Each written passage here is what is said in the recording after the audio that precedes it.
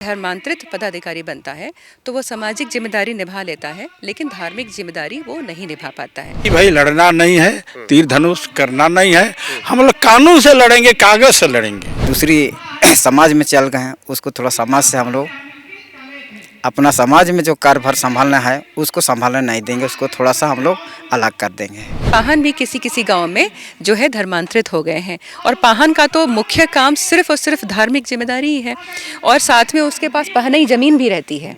व्यक्ति समाज की जो परंपरा को छोड़ के कहीं दूसरे समाज में चल गया है तो ऐसे व्यक्ति जेन्युइन से बात है कैसे समाज की सुरक्षा कर सकता है, जमीन की सुरक्षा कैसे कर सकता है, अपनी पूजा पद्धति की सुरक्षा कैसे कर सकता है। पेशा कानून ग्राम सभा को केवल एक प्रशासनिक इकाई नहीं बल्कि सामाजिक, सांस्कृतिक और धार्मिक केंद्र के रूप में मान्यता देता है। वहीं ये आदिवासियों को जल, जंगल और जमीन पर पारंपरिक अधिकार भी सुनिश्चित करता है। लेकिन इसी के साथ एक संवेदनशील मुद्दा सामने आता है, ग्राम सभा और पढ़ा के पारंपरिक पदों पर धर्मांतरित आदिवासियों की भूमिका। परंपरागत मान्यताओं के अनुसार इन पदों से जुड़ी जिम्मेदारियां केवल प्रशासनिक नहीं बल्कि धार्मिक और सांस्कृतिक भी हैं। ऐसे में यह तर्क दिया जा रहा है कि धर्मांतरित व्यक्ति इन धार्मिक कर्तव्यों को पूर्ण रूप से निभाने में सक्षम नहीं होते। इसी को लेकर खूंटी प्रखंड के डुंगरा बगीचा में एक सभा का आयोजन किया गया। इसमें 12 ग्राम सभा के ग्राम प्रधान, मुंडा, पाहन, पाइन भरा, सहायक सचिव और महिला सदस्य ने हिस्सा लिया।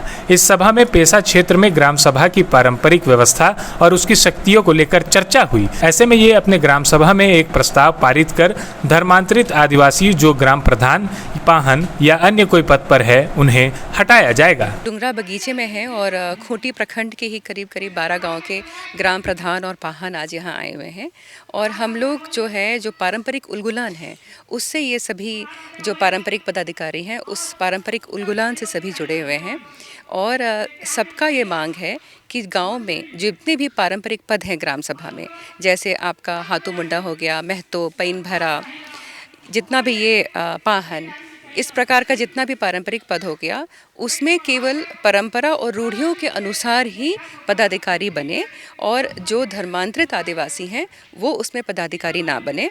क्योंकि हम लोग ये समझाना चाहते हैं कि जो भी ग्राम सभा है वो सिर्फ एक प्रशासनिक इकाई नहीं है बल्कि सामाजिक और धार्मिक इकाई भी है।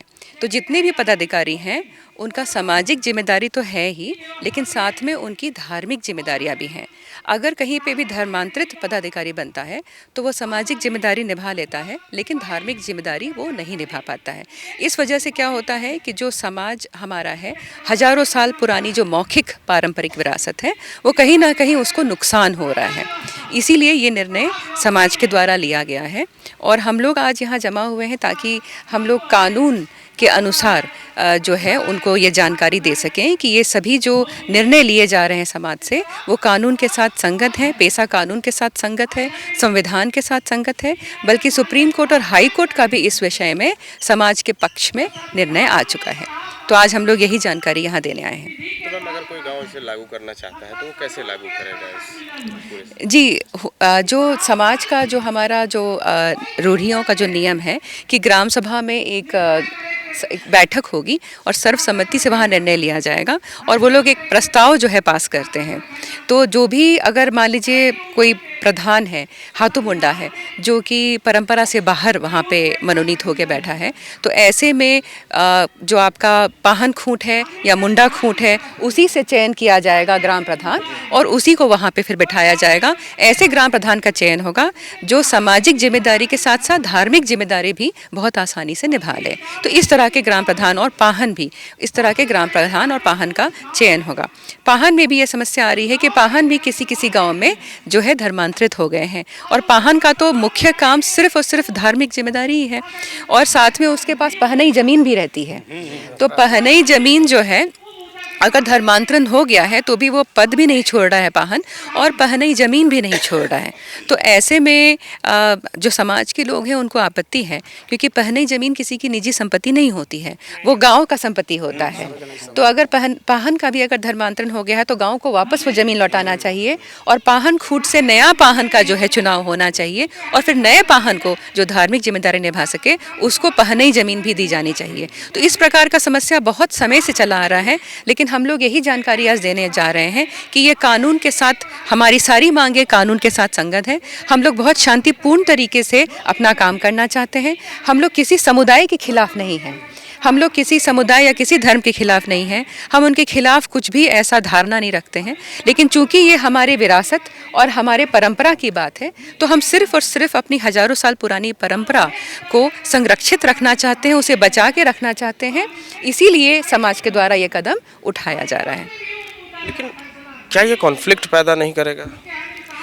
मुझे लगता है कि कहीं ना कहीं ऐसा प्रयास तो ज़रूर किया जा रहा है। आप देखे होंगे कई जगह ऐसी खबरें आई जहाँ पे ऐसा प्रयास किया गया ऐसे सांप्रदायिक रंग देने का। इसीलिए मैं यह संदेश देना चाहती हूँ आपके माध्यम से कि कृपया ऐसे सांप्रदायिक रंग ना दें। एक तरह से ये समझा जाए कि ये एक घर है और उस घर को अपने रीति रिवाज के अनुसार जो है समाज, आदिवासी सरना समाज अपने रीतियों के अनुसार अपने घर को चलाना जाता है। मतलब अपने घर को चलाने का अधिकार वो अपने हाथ में लेना चाहता है। और चूंकि ये आप देखिएगा कि ये सामाजिक इकाई भी है और धार्मिक इकाई भी है, तो ये तो बहुत साधारण सी बात है कि किसी भी धर्म, किसी भी समुदाय का जो संगठन होता है या धार्मिक और सांस्कृतिक और सामाजिक संगठन होता है, उसको उसी धर्म के लोग और उसी आस्था के लोग द्वारा ही वो संचालित होता है। ये बहुत साधारण सी बात है। जैसे आप चर्च भी देख लीजिए या आपके ईसाई संगठन भी देख लीजिए, तो वहाँ भी जो वहाँ आपके संचालन होते हैं, तो उन्हीं के धर्म के जो होते हैं, मानने वाले लोग होते हैं, उन्हीं के द्वारा होते हैं। ये बात सही है? तो उसी तरह से जो हम लोगों का भी जो ये सामाजिक पारंपरिक व्यवस्था है, हम लोगों की भी मांग है कि हम लोग भी अपने धार्मिक आस्था और अपने जो रीति रिवाज है उसके अनुसार हम लोग ही चलाएं। और किसी भी और समुदाय में देखिएगा साधारणता यही होता है। क्या नाम है दादा आपका? मेरा नाम दुबराज मुंडा जी। आज जो ये सभा हो रही है, अब जब वापस आप लोग अपने गाँव में जाएंगे, क्या निर्णय लेने वाले हैं आप लोग? अपना गांव में हम लोग जाएंगे तो ये हम लोग का पारंपरिक रूढ़ी व्यवस्था के बारे में हम लोग गांव में अपना ग्राम सभा में बताएंगे और हम लोग को अपना जो आदिवासी धर्म रीति रिवाज है उस सब को चलाने के लिए बोलेंगे, ताकि और हम लोग का समाज से जो दूसरी समाज में चल गए हैं उसको थोड़ा समाज से हम लोग अपना समाज में जो कार्यभार संभालना है उसको संभालने नहीं देंगे, उसको थोड़ा सा हम लोग अलग कर देंगे। यही सब है।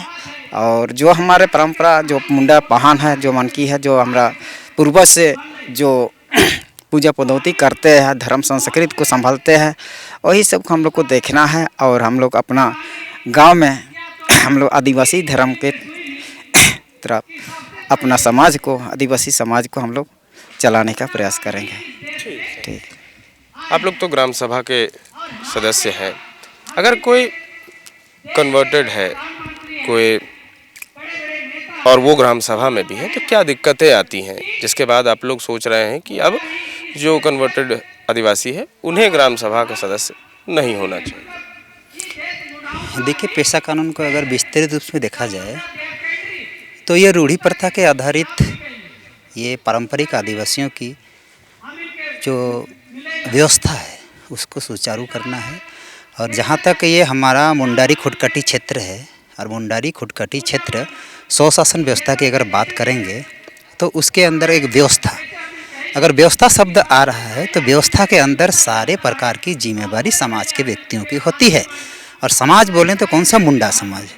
अगर ये खूंटी और रांची के क्षेत्र को अगर देखें तो मुंडा समाज की जो जिम्मेवारी है, अगर ज़मीन की जिम्मेवारी है तो खुटकटी, अगर समाज की जिम्मेवारी है तो सरना, मसना, हड़गड़ी, जहरा स्थान, हाथू बोंगा, बुरू बोंगा, इस टाइप से बहुत सारा चीज़ें हैं जो हमारे पहान के द्वारा से ये संरक्षित किया जाते हैं। और बोले तो जैसे एक जन्म से लेकर मृत्यु तक की जो प्रक्रिया एक हमारे पहानों के द्वारा ही किया जाता है। और ऐसे चीज़ में अगर आज पेशा कानून की जो पारंपरिक पदों को चयन किया जा रहा है, तो ऐसे हालत में अगर एक व्यक्ति समाज की जो परंपरा को छोड़ के कहीं दूसरे समाज में चल गया है, तो ऐसे व्यक्ति जेन्युइन से बात है कैसे समाज की सुरक्षा कर सकता है, जमीन की सुरक्षा कैसे कर सकता है, अपनी पूजा पद्धति की सुरक्षा कैसे कर सकता है। तो यही चीज़ जो आज की बैठक में सबको यहाँ बताया जा रहा है कि हमारी अपनी परंपरा को बचाना है। इसी परंपरा को बचाने के लिए जो पारंपरिक पदें जैसे ग्राम प्रधान है, मुंडा मानकी है, पढ़ा है, परगनैत है, जैसे दिसुम गोम के है, ऐसे पदों के ऊपर हमारा ही पारंपरिक व्यक्ति उसमें विराजमान रहना चाहिए और होना भी चाहिए। इसी के उलगुलान आज हम लोग तैयारी कर रहे हैं। तो बहुत सारा आदमी को दिक्कतें आ रही है, तो उनको शायद दिक्कतें तो आएगी, जब जो असली चीज़ जो सामने आता है तो सबको दिक्कत होता है और इसको इनको झेलना ही पड़ेगा, क्योंकि जो पारंपरिक शब्द से ही जुड़ा हुआ है ये सबसे। तो इतने आज इस सभा से उलगुलान की शुरुआत हुई, अब ये उलगुलान कहाँ तक जाएगी? देखिए, उलगुलान का अगर हम संधि विच्छेद करेंगे तो ये बिरसा भगवान के ने ही इस उलगुलान को छेड़ा था और ये बिरसा भगवान का उलगुलान जब तक निरंतर यहाँ मुंडारी खुटकाटी व्यवस्था है तब तक ये उलगुलान चलते रहेगी। और हमरे उलगुलान का कहने मतलब समाज के जो अपना रीत दस्तूर होते हैं, सभी समाज के अपना रीत दस्तूर होते हैं, तो उसी प्रकार हमारा भी समाज का कुछ रीत दस्तूर हैं, उसको बचाने के लिए कोई दूसरा समाज उसको जिम्मेवारी नहीं लेगा। जेन्युइन सी बात है, वो हमारे मुंडा समाज और आदिवासी समाज के परंपरा व्यक्ति ही उस जिम्मेवारी को निभा सकता है। तो इसलिए निरंतर ये उलगुलान चलेगा और इस उलगुलान के अंतर्गत में हमारा अपना धर्म संस्कृति, अपना जमीन, अपना परंपरा, अपना जात पात सब कुछ निभाने का जो स्वशासन व्यवस्था के ऊपर हम लोग पद चुन रहे हैं तो उनके ऊपर रहेगा ये। जैसे कि अगर सरकारी व्यवस्था को देखें तो डीसी साहब एक डिस्ट्रिक्ट को संभालता है, उसी टाइप का अगर हम अपनी व्यवस्था को देखें तो हमारा एक डिस्ट्रिक्ट को समझाने के लिए पाढ़ा राजा होते हैं, उसी टाइप का यहाँ हमारा व्यवस्था को हमको स्थापित करना है। अदरवाइज दूसरा कोई धर्म में कन्वर्ट हो गया है तो वो उस चीज़ को नहीं बचा पाएंगे। व्यवस्था का कहने को जमीन भी व्यवस्था में ही आता है, धर्म भी उसी में आता है। हमारा खान पान, रहन सहन, शादी ब्याह, जहाँ तक हमारा जो संस्कार होता है, पत्थल गाड़ी होता है, वो भी हमारा व्यवस्था के अनुरूप ही होना चाहिए। अगर इस चीज़ को अगर हम आज छोड़ दे रहे हैं, उस उलगुलान को छोड़ दे रहे हैं, तो आने वाला समय में मुंडा समाज नहीं, हमारे यहाँ पर जितने भी आदिवासी समाज की मुंडा हो, उरांग हो, संताल हो, खड़िया हो, उनकी परंपरा मिट्टी में मिल जाएगी। इसका जिम्मेवार कौन होगा, ये सवाल आज देश के सामने है। और इस उलगुलान को, बिरसा भगवान के उलगुलान को हम आगे बढ़ाने के लिए निरंतर ये काम हम कर रहे हैं। इतना ही कह के हम समाप्त करते हैं। जो अच्छा, हम ये समझना चाह रहे हैं कि अब जब यहाँ से उलगुलान का शुरुआत हो गया है तो बहुत लोग को दिक्कत भी हो रहा होगा, तो आपको नहीं लगता है कि थोड़ा सा दोनों के बीच में टकराव की स्थिति बन सकता है? नहीं, टकराव की बात तो यहाँ नहीं है।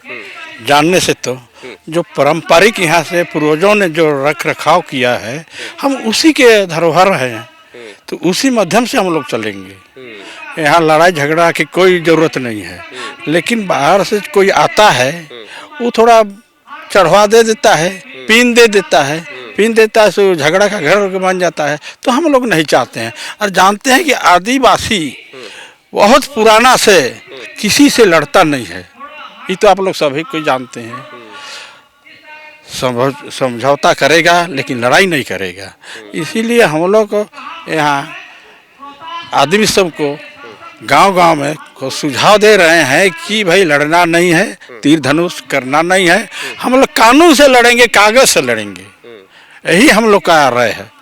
जैसे कहा जाता है कि जो हाथू मुंडा का जो पद है वो केवल एक प्रशासनिक पद नहीं है, क्योंकि हाथू मुंडा को सरना धर्म, पूजा पाठ और जत्रा, इन सभी का आयोजन उनके मूल रूप में करना होता है। पूजा पाठ जैसे आपका देवी पूजा, हड़गड़ी पूजा, डांगड़ी पूजा, इस तरह के कई पूजा का उसके मूल रूप में बना कर रखना और आयोजन करना, ये भी हाथू मुंडा यानी ग्राम प्रधान का काम है।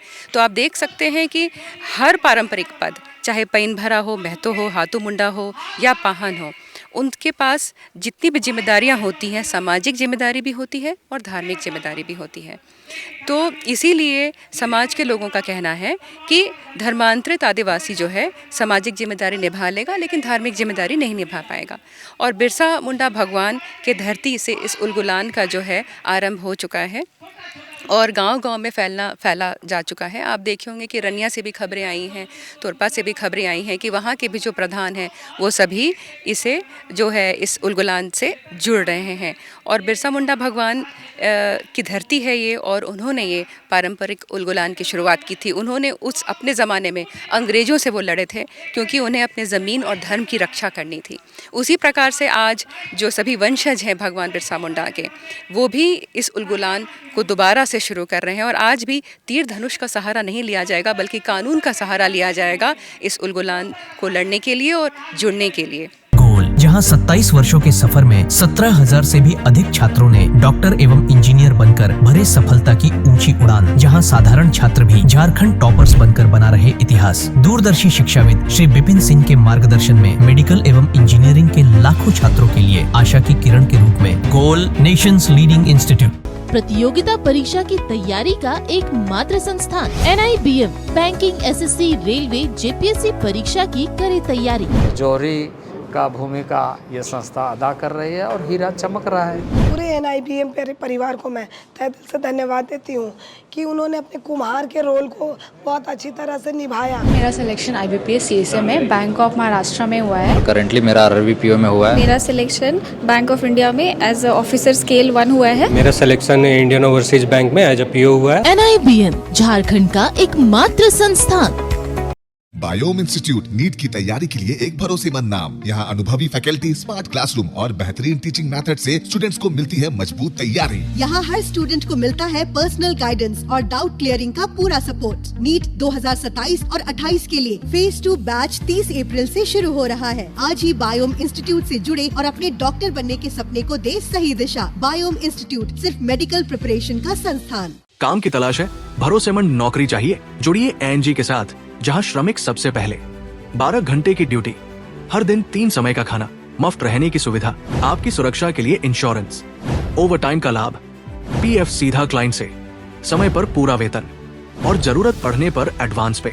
ANG मैन पावर सॉल्यूशंस, सम्मान के साथ काम, भरोसे के साथ कमाई। आप भी है देश सेवा के लिए तैयार तो आपका सपना होगा साकार। 10th 12th के बाद NDA में जाने का रास्ता रॉ डिफेंस एकेडमी करेगी आसान। और एडमिशन से पहले सभी जरूरी क्राइटेरिया की जांच की जाती है, जैसे height, weight, eye rotation, chest measurement, carrying angle, colour blindness. यहाँ एक्स एंड सर्विंग ऑफिसर्स के गाइडेंस में रेगुलर SSB और वो सब कुछ जो आपके एग्जाम क्रैक करने के लिए जरूरी है। मतलब एडमिशन से पहले ही आपको पता होगा कि कहाँ मेहनत करनी है। तो ज्यादा इंतजार मत कीजिए क्योंकि नए बैच की डेट अनाउंस हो चुकी है और अधिक जानकारी के लिए स्क्रीन पे दिए गए नंबर पर संपर्क करें।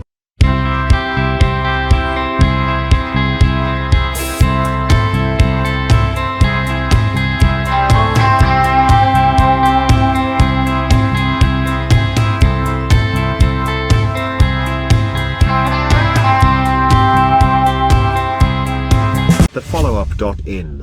Like, share, and subscribe. www.thefollowup.in